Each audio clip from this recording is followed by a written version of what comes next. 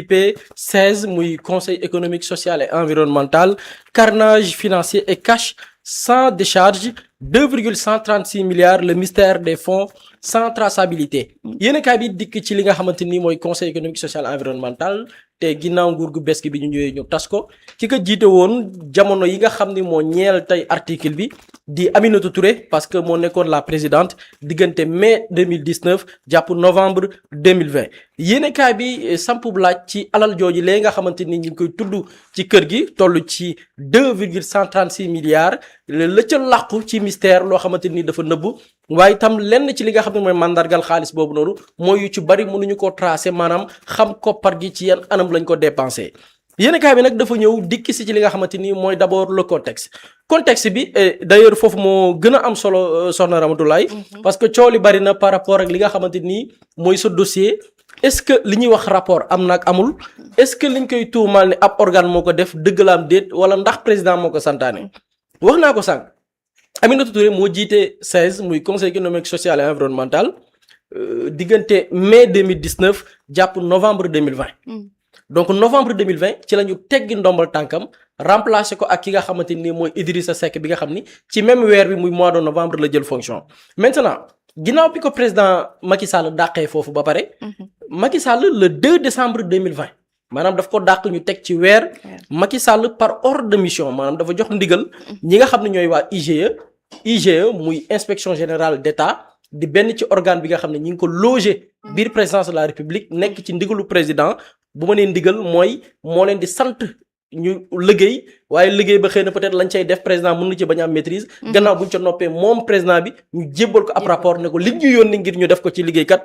lii lañ ci tënk. donc Macky Sall moo joxe woon benn ordre de mission muy ordre de mission numéro 30 muy 00024/pr.cap.cab.IGE sàkku ci inspection générale d'État muy IGE. def ay vérification administrative et financière. ci kër gi nga xam ne mooy conseil économique social et environnemental. maanaam ñu caytu kër ga moo xam ci wàllum yorin waaye tamit moo xam ci wàllum koom. ñu def liggéey ba nag ñu ngi ko dénkoon ay inspecteurs généraux d'État. ki ko jiite woon muy le chef de mission bi ngi wuyu ci turu Pape Ousmane Gueye. keneen ku bokkoon ci liggéey bi di wuyu ci turu Mouhamadou Lamine Diallo keneen kuñ naan Mor Fall keneen kuñ naan Mame Khar Diallo Seck keneen kuñ naan Ahmadou Tall keneen kuñ naan Mamadou Diallo Yadd. donc ñii ñoo mëne enquête bi. Macky Sall mi ngi def ordre de mission bi le 2 décembre mais dafa am un mais mooy diggante bi mu joxe ordre de mission bi dafa am la pandémie Covid 19 mooy bi nga xamante ni nii ñëw na arrêté activités yu bari donc loolu ñëwoon fii muy Covid 19 bi. moo taxoon mission bi ñoom ñi ngi démarrer seen liggéey mardi 2 février 2021 la ñu tàmbali seen liggéey à cause de la Covid 19. ñi ngi ko tàmbalee nag ci ab déglu maanaam ki ñu déglu bokk ci ñu njëkk a déglu mooy Idrissa Seck. parce que ci dossier bi rapport bi on parle d'Aminata Touré mais déglu nañ Idrissa Seck et pourquoi aussi Idrissa Seck aussi c'est très important parce que loolu dina feeñ ci bu ma ñëwee la suite ci li nga xamante ni mooy li ñu fekk ci état financier yi ak lenn ci li nga xam ne mooy ay dépenses. donc Idrissa Seck bokk na ci ñi njëkk a déglu ginnaaw bi ñu tàmbalee mission bi le 2 février 2021 par visioconférence maanaam tooguñu Idrissa Seck toog waaye déglu nañ ko à distance mu joxe li nga xamante ni mooy sa version par rapport ak yenn yoo xamante ni ñeel na mbir boobile ci teewaayu moom Idrissa Seck ki ko assisté nekkoon secrétaire général am di wuyoo ci turu Anta Sène wala boog Anta Sané la sant plutôt donc maintenant le 28 février nag 2021 ci la ñu nag dem ñoom ñi nga xam ne ñooy les inspecteurs dem ca siège du conseil économique social et environnemental pour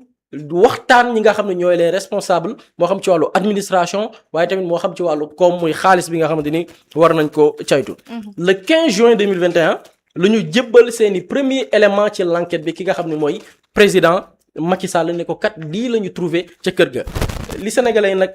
lan amal njariñ wala la leen intéressé dëgg mooy lan la ñu trouvé lan la ñu gis. d'après le document bi nga xamante ni nii IGE produire nañ ko muy inspection générale d'État.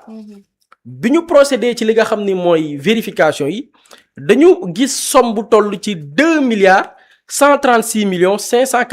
2,136,548,818 de francs CFA moom la yéenekaay bi dikk tey mooy montant bi ñu naan 2,136 milliards. mooy 2,136,548,818 francs CFA la ñu gis ni dañ ko budgétiser maanaam boole ko ci budget wu kër ga muy conseil économique social et environnemental ba noppi exécuter ko dans les conditions non conformes à la réglementation et orientées vers des destinations inconnues xaalis la boo xamante ni nii budgétiser maanaam boole nañ ko ci budget ba waaye gannaaw bañ ko ca boole jëfandikoo nañ xaalis bi waaye nag salfaañe la nga xamante ni nii moo war a tënk doxin wala yorin wu sell ci naka dañu gis ni dañu créer ñetti compte bi ñu ñëwee conseil économique social et environnemental dañ fa fekk ñetti compte yu bokkul dafa am benn compte muy compte numéro 64 97 ñu tuddee ko fonds d'intervention sociale fekkaat fa beneen compte boo xamante ni numéro bi mooy 65 821 ñu dippee ko fonds œuvre sociale fekkaat fa beneen compte muy compte 658 22 ñu dippee ko aide et secours fonds yooyu noonu benn bu ci nekk am na ci lim ci xaalis yoo xamante ni denc nañ ko fa ñu ne pour un montant global bu ñu xoolee compte yooyu yëpp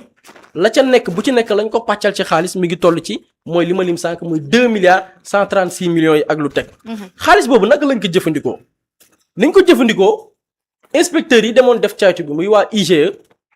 dafa am benn partie boo xam ne ñu ko intitulé qualité des documents outils et mécanismes de gestion administrative financière et comptable ci partie boobu noonu mooy dañuy caytu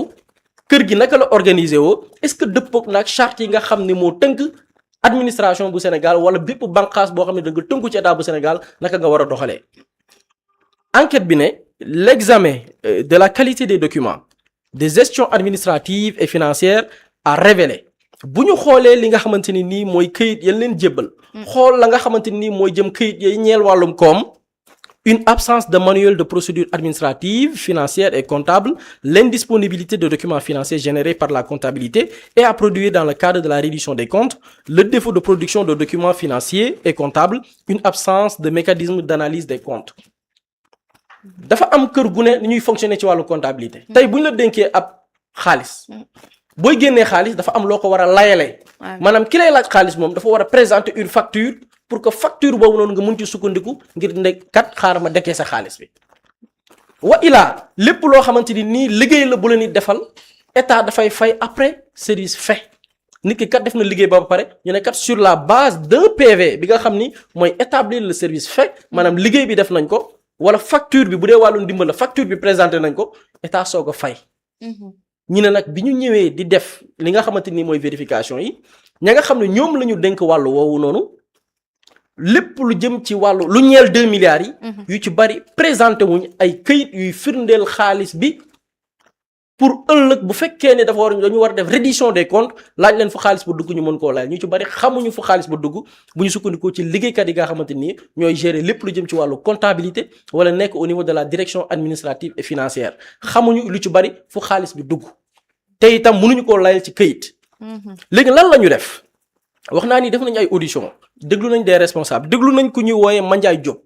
Mandiaye Diop moo nekkoon le directeur administratif et financier moo nekkoon daafu conseil économique et social et environnemental jamono gi fi Mimi Touré nekkoon moo nekk daaf diggante juin 2019 jàpp novembre 2020 moom Mandiaye Diop déglu nañ ko biñ ko laajee lan la Mandiaye Diop wax Mandiaye Diop dafa confirmer li nga xamante ni nii moom la enquêteurs yi gis maanaam effectivement processus de fonctionnement bi anomalie yi ñu ci nemmeeku moom daf ko dëggal ne effectivement anomalie yi nemmeeku nañ waaye dafa ne xaalis bi nga xamante ni nii agent comptable bi mi ngi ko doon jot lépp maanaam bu ñu waree laaj dañ ko laaj Aminata Touré parce que xaalis bi bu ñu ko retiré ba pare dañ koy remettre ki nga xamante ni nii mooy Aminata Touré xobbet et dafa am benn précision bu am solo sans aucune décharge dañuy retirer xaalis bi. et xaalis bi dinaa ñëw après nu mu demee kan moo koy ordonné parce que Aminata Touré mun na ne ordonné wu ma dépense dañoo ñëw rek jox ma xaalis mais dañu ne dans le rapport la présidente de l'institution agissant en sa qualité d'ordonnateur du budget a donné des ordres de paiement à l'agent comptable sans aucun service fait en contrepartie et pour son propre compte maanaam xaalis bi agent comptable bi dem di retirer ñëw di ko jébal Mimi Touré ci boppam moom mooy def ay ordres de paiement mun naa ci joxe quelques exemples avec des dates précises boo demee par exemple le 24 juin 2019 le 24 juin 2019 y'a benn ordre de paiement bi ñu def boo xam ni Aminata Touré moo ko signé ordre de paiement bi xaalis bi mi ngi toll ci 65 millions Qui est le bénéficiaire? Dans l'intitulé même de l'ordre de paiement, le bénéficiaire, présidente du 16. C'est-à-dire ci ordre de paiement bi Mimi Touré moo ne nañu dekee seen nangam signé par ki nga xamante ni nii mooy agent comptable bi ak référencé gi yëpp ñu ne le bénéficiaire kan la bu ñu ko retiré ba pare kan moo nar a nekk le bénéficiaire ñu ne le bénéficiaire c'est la présidente du 16. lii c'est un ordre de paiement boo xam ne Mimi Touré moo ko signé le 24 juin 2019. am na beneen ordre de paiement bu ñu signé boo xamante ni nii ñi ngi ko signé tamit en 2019 le 5 août 2019.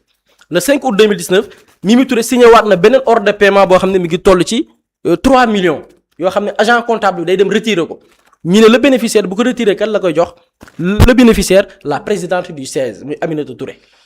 da koy dem retirer jébbal ko xobet. amaat na tamit beneen ordre de paiement bu ñu xoolee date bi le 5 août tamit amaat na beneen ordre le 5 août boobu noonu amaat na beneen ordre de paiement boo xam ni Mimi Touré ci boppam. moom ci boppam moo santaane li nga xamante nii mooy mbir ma te biñ ko retiré ba pare xaalis boobu parce que boobu mi ngi toll ci 45 millions boobu tamit. 5 août boobu noonu ñu ne le bénéficiaire on a mis la présidente du 16 Aminata Touré donc loolu ay firnde amaat na aussi beneen ordre de paiement boo xamante ni mi ngi daté le 27 août 2019 tamit. boobu tamit boo xoolee retiré nañ lu toll ci joxe nañ ordre de paiement pour que ñu retirer lu toll ci 5 millions. bu ñu xoolee dans l'ordre de paiement le bénéficiaire c'est la présidente du 16 muy soxna Aminata Touré donc loolu ay preuve la ci ne effectivement am na ci yenn paiement yoo xam ne moom moo doon ordonné ñu dem retirer xaalis bi et après bu ñu ko retirer ba pare moom la ñuy jël xaalis bi jébbal ko xobet et selon ki nga xam ne moo nekkoon daafam muy directeur administratif et financier di woo ci turu Mandiaye Diop nee na xaalis bi ñu doon recevoir agent comptable bi dañ ko doon jébbal à la présidente du 16 sans aucune décharge. beneen bi rapport bi ñëw ci li nga xamante ne nii moom Mandiaye Diop ba tey damay des ci moom parce que ci biir nee na est-ce que xam nga destination finale bi parce que nañ ko laaj même bu fekkee amul ci këyit lu mën a layal xaalis bi est-ce que am nga information par rapport xaalis fu ñu ko doon dugal ci li mu xam bokk wala la mu jot a dégg yenn yi pour. wàllum faj la dimbali ci ay nit ñu faju nee nañ d'après lu ñu wax mbiru conférence par exemple ay conférence bon kenn xamul ndayele la wala bàyyele on sait pas ay cérémonies religieuses yoo xamante ni ay xew-xew la ci wàllum diine de dépenses aussi d'activités politiques aussi mentionné nañ ko ci waaye nag toutes les dépenses ñi ngi koy def exécuter à la demande de la présidente dépenses yooyu yëpp nag yi ñeel activités yi yëpp ñu lim ñu ngi koy def ci càkkuteefu ki nga xamante ni nii moom moo nekkoon la présidente du 16. par exemple bu ñu jëlee par exemple ci mën nañ jël benn exemple par rapport ak li nga xamante ni sànq maa ngi wax des documents de 2019 boo jëlee par exemple atum 2020 boo demee ci benn compte boo xamante ni nii par exemple am na lu toll ci ay chèques yoo xamante ni établir nañ ko somme bu toll ci 1,481 millions yoo xamante ni nii agent comptable bi retiré na ko en violation même des articles 34, 89, 92 et 102 du décret 2020-978 du 23 avril 2020 portant règlement général sur la comptabilité publique. Enquêteurs yi ñoom ñi nga xam ne ñooy les auditeurs ñi demoon les inspecteurs plutôt yi demoon inspecter li nga xamante ni mooy 16 fekk nañ benn xaalis bu toll ci 1,481 millions yoo xamante ni agent comptable bi ci boppam retiré na ko sans aucun titre de créance et sans aucun service fait maanaam xaalis bi lu toll ci ëpp 1 milliard yu toftal ñeenti téeméer ci millions yu tegal juróom-ñetti fukk ak benn retiré nañ ko sans créance et sans aucun service fait c'est-à-dire que du par exemple kenn moo ñëw présenter benn facture ñu fay ko soit c'est un prestataire ou bien un fournisseur d'équipement. du par exemple bu dee social la par exemple ñu ne par exemple nit dafa feebar dafa présenter ordonnance ñu ne kat ci ordonnance bi la ñu génnee ñu ne loolu lépp amu ci enquêteurs yi ne loolu dafa violer article 34 article 89 92 et 102 décret bi nga xam ne mooy décret 2020-978 bu 23 avril 2020 bi nga xam ni moo ñeer règlement général sur la comptabilité publique lii fekk nañ ko ci mbir ma léegi xaalis boobu naka lañ ko defee 1,481 millions yooyu noonu ñi ngi ko retiré entre le 30 janvier 2020 jàpp le 1er décembre 2020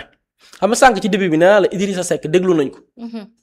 parce que le 1er décembre 2020 boobu Mimi Touré nekkatul présidente 16 c'est-à-dire que cet argent en dehors de Mimi Touré peut-être am na ci lenn loo xam ne génn na peut-être Idrissa Seck war na ci indi ay war na ci rendre compte. parce que bu ñu xoolee période boobu noonu waxuma la sax agent comptable mais ay assistant wu agent comptable bi ñoom ñoo dem di retirer xaalis entre le 30 janvier 2020 et le 1er décembre 2020 mun nga ci jël quelques exemples avec des dates précises le 30 janvier 2020 retiré nañ 100 millions c'est-à-dire assistant comptable mooy dem retirer 100 millions 10 février 2020 1 million 12 février 2020 10 millions 21 février 2020 10 millions 26 février 2020 40 millions 28 février 2020 60 millions nga demaat ba tey pareegul nañ ma jégal ci guddal bi le 12 mars 2020 30 millions te lii ay assistant agent comptable bi ñooy dem di ko retirer le 19 mars 2020 75 millions le 20 mars 2020 45 millions le 7 avril 2020 120 millions le 28 avril 2020 60 millions bari na bu ma ko doon lim fii ba décembre ba le 1er décembre 2020 mooy retrait bu mujj bi ñi ngi retiré 3 millions mooy bu mujj bi boo ko boolee mooy 1 milliard 481 millions yi nga xamante nii ay assistant agent comptable ñoom ñoo ko retiré xaalis boobu noonu. et dañ ne la lépp nag li nga xam ne ñi ngi koy def xaalis bi bu ñu ko dindee ba pare dañ ko jël remettre ko ki nga xam ne moo jiite conseil économique social et environnemental. mais am na ci beneen information bi ci amaatoon nit ñi dañ koy fàtte muy la presse média yi parce que on dit que il y a paiement de contrat de communication sans intérêt ni contrepartie pour 16 am na ay këyit yu ñu xaatim yoo xamante ne nii ci wàllu communication la maanaam fësal lu muy toll ci 150 millions yu ñu dépensé pour l'image de la présidente à savoir Aminata Touré maanaam ngir defar li nga xam ne mooy xar kanamam plusieurs organes de presse nag bénéficié wu nañ ci dont des sites internet donc loolu aussi bokk na ci li nga xamante ne nii beneen mbir la boo xamante ne mënees nañ ko ñambaas ci mbir yi. ci seen rapport nag waa IGE inspecteurs yi defoon liggéey bi dañu def proposition ils ont fait une proposition adressée à la présidence de la République. ne ko pour mu diligenter une enquête ou faire ouvrir une information judiciaire pour élucider l'utilisation faite des sommes débitées sur les comptes 64 97 muy fonds d'intervention sociale bi ak beneen compte 65 821 ñu destiné à des œuvres sociales ak beneen compte 658 22 ñu dippee ko aide de secours ñu xayma ko càmbar ko mën ci ay enquêtes pour leeral 2 milliards 135 millions 548 819 francs CFA yi fan la jaar donc loolu lañ mënoon jàpp ci tënk yéenekaay bi wala boog une du jour ñu àndoon ceeg le quotidien yor bi sukkandiku ci un rapport bi nga xamante ni l'inspection générale d'État bindoon na ko tëggoon na ko. jërëjëf Boury am na solo lecture bi Pape Samba boo déggee Boury chiffre yi nga xamante ne jot na ko avancé seen slogan bees bi ngeen jël di wane Malbaré da koy gën a firndeel. Non, effectivement, et ça pose plusieurs problèmes. Lan moo tax ça pose plusieurs problèmes et c'est même contextuel par rapport ak li nit ñi doon waxtaanee à l'Assemblée nationale mooy par rapport ak crédits spéciaux yi c'est-à-dire que bu ñu ko yemale juste à la présidence de la République nañ dem sur toutes les institutions yi nga xamante ni bénéficier nañ ko et li tax ça pose problème mooy man damay gis les lignes budgétaires yu ñuy créer pour ce genre de dépenses tout le temps lan la ñuy wax fonds d'intervention sociale fonds d'aide sociale ak aide de secours mais man li ma jaaxal mooy les 3 lignes budgétaires mën na dajaloo ci benn parce que quand tu dis fonds d'intervention sociale ci man œuvre sociale ci la bokk ci man aide de secours ci la bokk muy première problématique bi donc pourquoi faire 3 lignes budgétaires distinctes muy benn troisième chose mooy lan moo tax loolu di présent ci institution boobu c'est-à-dire que est-ce que l'institution a pour vocation di def ay mbirum social c'est-à-dire que ñun problème boobu la ñu am avec nos hommes politiques avec ceux qui nous dirigent ci misaal par exemple ba ñu ñëwee au Sénégal deuxième gouvernement au premier ministre Ousmane Sonko dañoo def un ministère des infrastructures lan moo tax ñu def ministère des infrastructures parce que dañoo gis ci ministère yu bari mu am ay direction des infrastructures ñu ne waa léegi direction yooyu noonu yépp yi nga xamante ne dañuy def ministères yi dañuy def ay affaire infrastructure mën nañ ko loger ci benn ministère boo xamante ni lépp lu jëm ci infrastructure ci wàllum état ñoom ñoo koy gérer parce que il n'est pas concevable nga dem ci ministère de la justice ñu ne la am na direction des infrastructures ministère pêche ñu ne la am na direction des infrastructures beneen ministère am na direction des infrastructures ñu ne léegi pour plus d'efficience et de pragmatisme dans les dossiers dañuy jël direction des infrastructures yooyu noonu yëpp dindi ko ci ministère yooyu pour faire un ministère chargé des infrastructures pour le compte de l'État mais de la même manière lan moo tax ñu mën a comprendre que État am ay bànqaas yoo xamante ni ñoom ñooy jël lépp lu jëm ci œuvre sociale c'est-à-dire que bànqaas yi bëri nañ xam nga bu ma la citalee y a le fonds de solidarité nationale day nekk ci solidarité il y a la DER am na FONGIP am na ADPME am na fonds d'action sociale am na la commission à la sécurité alimentaire bi nga xamante ne Marème Soda moom moo koy diriger le ministère bi nga xamante ne c'est en charge de lépp lu jëm ci solidarité on a un ministère de la famille et des solidarités c'est-à-dire que pourquoi ces doublons nga ñëw ñu ne la il y a une direction générale de l'action sociale direction générale de l'action sociale boobu am au Sénégal am na benn yeneeni direction yu nekk ci biir il y a la direction de la promotion et de la protection des groupes vulnérables il y a la direction de la promotion et de la protection des personnes handicapées il y a la direction de l'action médico-sociale boo demee ci ministère de la santé moo am une direction générale de la santé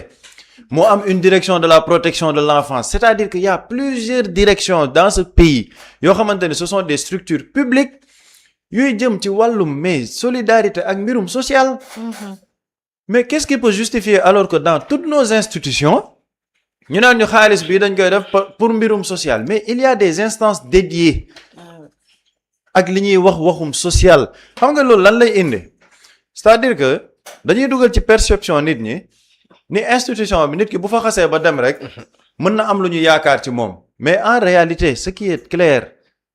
fonds yooyu noonu ñuy wax ce sont des fonds qui ont tout le temps été utilisés pour de la politique c'est ça la triste réalité revenons ci 16 boobu quand on te dit que ci biir fonds yooyu xam nga on te dit fonds d'intervention sociale fonds d'œuvre sociale ñu ne la am na tamit beneen fonds boo xamante ni aide de secours la waa ci yi ma cité yooyu noonu yëpp plus de 150 millions pour l'image de la présidente loolu fan nga koy dugal ci fonds yi c'est-à-dire que ban ci ban fonds la aide de secours la wala ndax dañuy dimbali présidente mu am image bu baax ndax loolu aide de secours la ndax loolu fonds d'intervention sociale la c'est-à-dire que defar image bu présidente bi est-ce que fonds d'intervention sociale la est-ce que fonds d'œuvre sociale la est-ce que aide de secours la non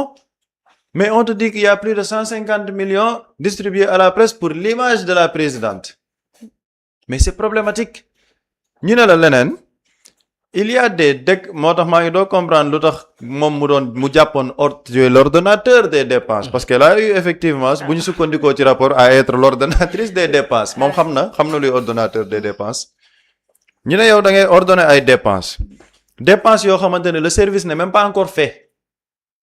ñu ne la on retire de l'argent qu'on donne de manière liquide à la personne liquide sans décharge léegi bu ñu ne la fonds d'œuvre yooyu social fonds d'intervention sociale et de secours ana fan nga dugal xaalis bi ci wàllum intervention sociale et de secours doo ko mën a justifier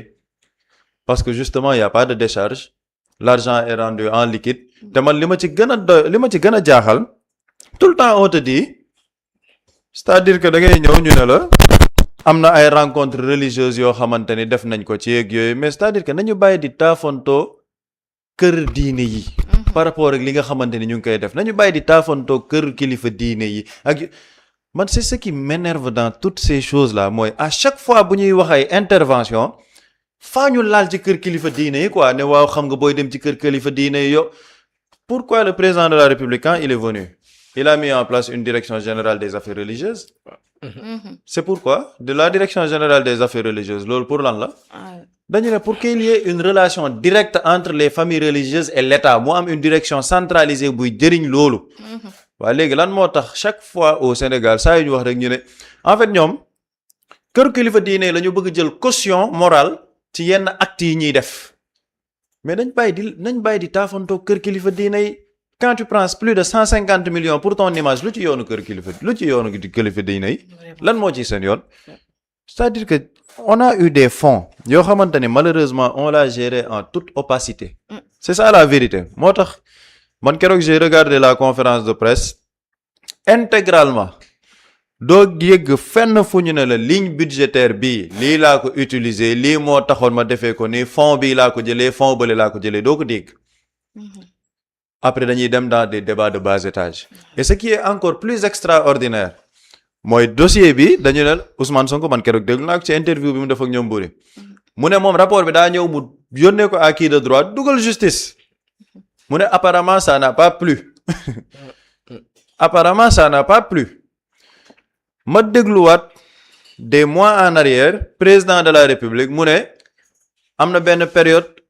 envoyé spécial dégg sax au lan la moom sax moom au représentant waaw doo sax xam lan la ci état bi au représentant du chef de l'état ñëwoon na am lu mu kaas le président ne ko muñ la leen ma rek xam nga lii c'est problématique c'est-à-dire que c'est problématique dans un état boo xamante ne dañ ñoo jaay jubal jubbanti xam nga lii c'est un rapport qui est établi mais il y a toujours li ñuy woowee la présomption d'innocence xam nga présomption bi kenn bañalu ko mais il y a des faits qui sont assez suspicieux yoo xamante ne day laaj quand même nit ñi am ci ay leeral mais quand on te dit que le rapport a été transmis à qui de droit te ki koy wax ni c'était le patron de l'administration mu ne ba mu ko transmettre ça n'a pas plu président ne am na benn bis boo xamante ne autre représentant ñëw na mer mu ne ko muñ la leen ma ñu ne la c'est cette même personne que le président moom la defoon chargé de restructuration coalition politique am def ko jamono ji superviseur parti politique am kii raay mais quel est le message que le chef de l'État donne aux Sénégalais te c'est ce même chef de l'État moom moo doon wax ni ñëw transparence bonne gouvernance man tout le temps dama koy fàttali ba muy dajaleel les jeunes reporters mu ne moom il veut être aidé na ko nit ñi wax fan la problème yi nekk ak dossier fu mu nekk ñu xool ndax état bi du ko lijjanti parce que moom il tient à la transparence quand ton patron de l'administration te transmet des dossiers yooyu métti la et dossier boobu ana suite bi il y a aucune suite il y a aucune suite ça pose un problème par rapport à la gestion de notre état parce que li ñuy waxtaanee nii yëpp gis nga li ñu fiy wax nii yëpp il y a des ministères dédiés pour ça il y a des directions dédiées pour ça mais pourquoi nos institutions ne ñoom loolu la ñu doon waxtaanee keroog crédits spéciaux président faluñ ko pour mu social présidente 16 faluñ ko pour mu social c'est-à-dire que ku ci nekk am nga sa rôle man j'aurais bien voulu par exemple fonds yi ñuy wax nii yëpp ñu koy dispatcher ci mais renforçons les directions dédiées à ça ministère yi nga xamante ne loolu moom mooy seen liggéey nañ leen yokkal seen budget dugal ko foofu ils auront beaucoup plus de moyens et de latitude pour xool fépp fu état bi mën a dugal loxoom ñu dugal fa seen loxo loolu tax il y a plein de choses yoo xamante ne c'est pas cohérent dans un état tey jii bu ñu ne le président de la République il a créé par décret une fondation pour ses premières dames ci lan la ñuy yëngatu social kenn ay gérer pôle éducation keneen ay gérer pôle santé mais il y a des structures dédiées pour loolu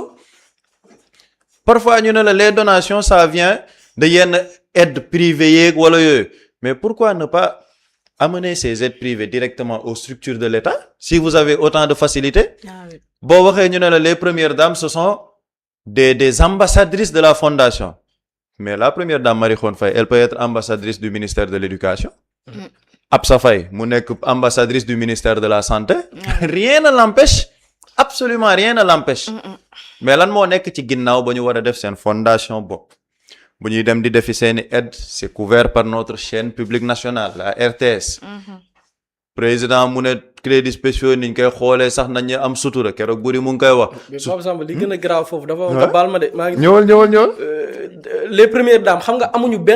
benn nature juridique absolument première dame yi amuñu statut juridique amul ci benn texte booy dem ñu bind fa première dame mais léegi ñoom ñooy jiitu léegi ci ay action sociale santé ministère yi topp ci ginnaaw di lambar mais exactement mais c'est-à-dire que ñun on marche sur la tête xam nga première dame maanaam la je peux même pas dire la fonction de première dame le statut de première dame n'est pas institutionnalisé waaye léegi dañ naan la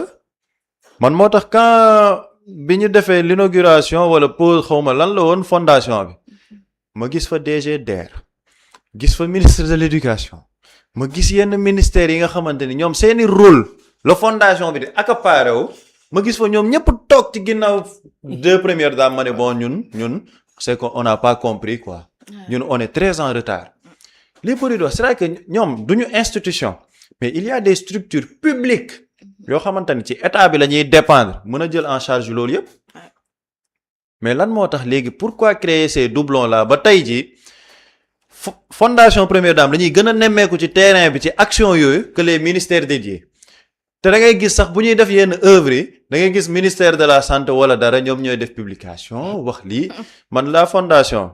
Madame Absa Faye ba mu demee seeti ji ministre de la santé c'est-à-dire que ce n'est même pas la fondation qui a fait un communiqué c'est le ministère de la santé qui fait un communiqué pour dire aux Sénégalais que Madame la Première Dame ñëw na fii waxtaan